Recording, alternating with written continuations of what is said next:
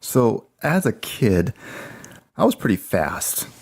And the way I realized this was I was in early elementary school and they decided to have me race against older kids.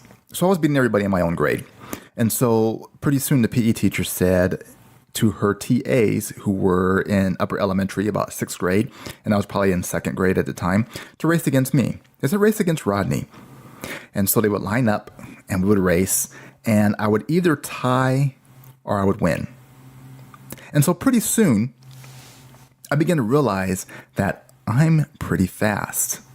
And so throughout my childhood, I would be able to race people, and I knew that I was pretty fast. And so, this was short distance, 40-yard dash. That's what I was good at, But as far as anything else like long distance, forget it. I was not good at long distance.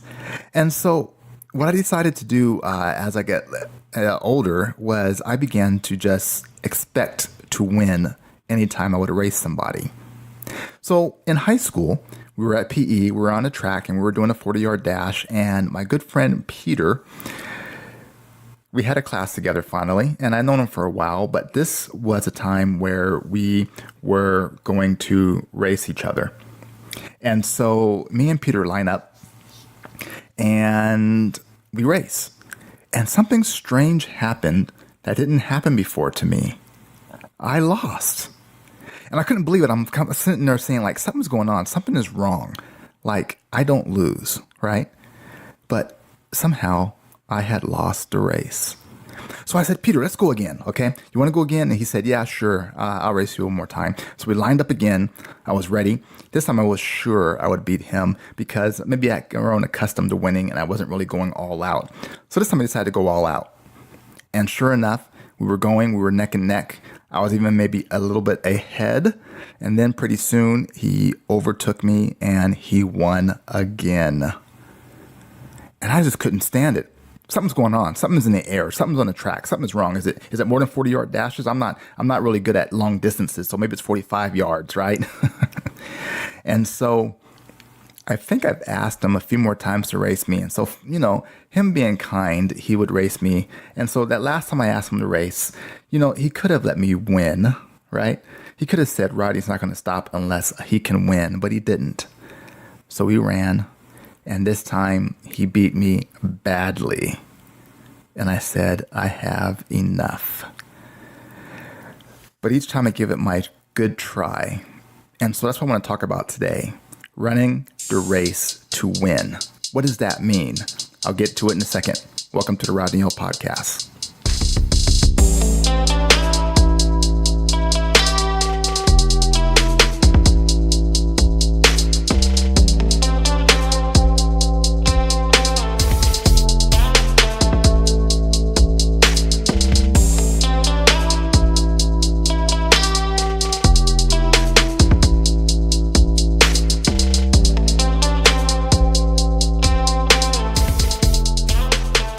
So I recently gave a talk, a teaching, a sermon, whatever you want to call it, on 1 Corinthians chapter 9. And so those of you, my podcasts are not biblical, but I like to give some background as to where I get these topics and subjects.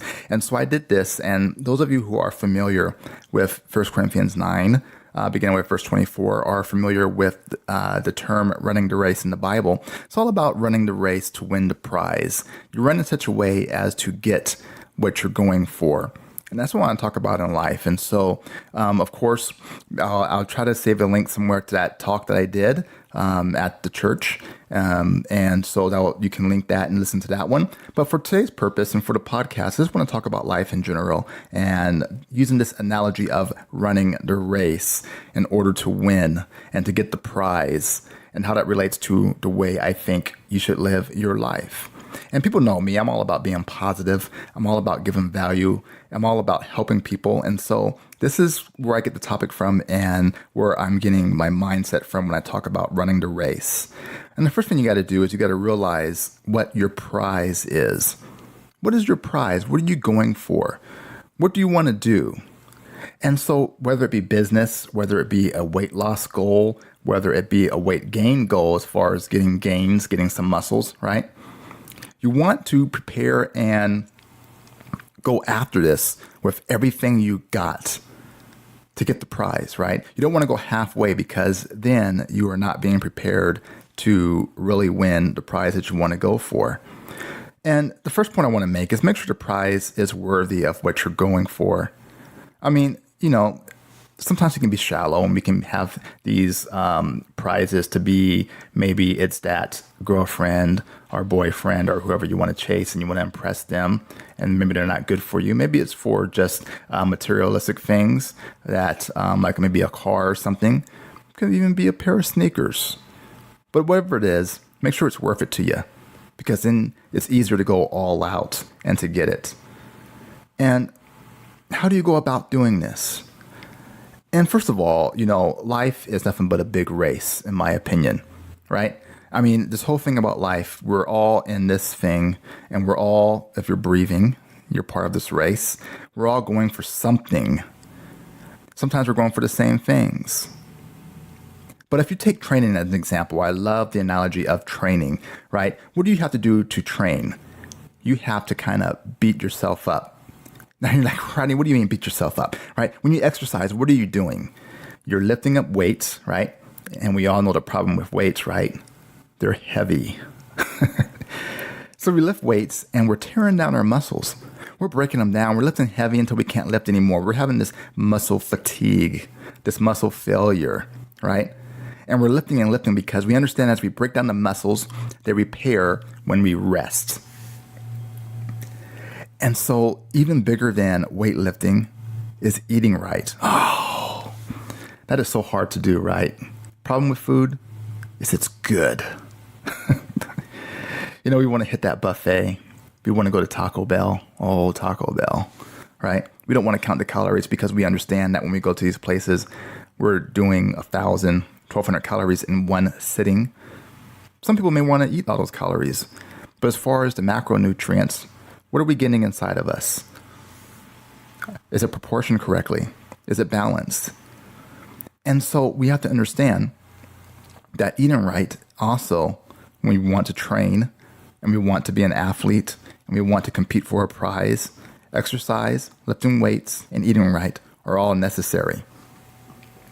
So in life, what are you going for? If you're going for something in business, if you're going for a goal, you are going to have tough times. They're going to come, right? A lot of us don't have the opportunity to have just this nice, straight, easy path to something. And if you do, congrats. But usually it's painful and we fall down a few times. Now, when you run a race and you fall down, you have a couple options. You can sit there, cry, complain, don't move, let everybody else pass you by.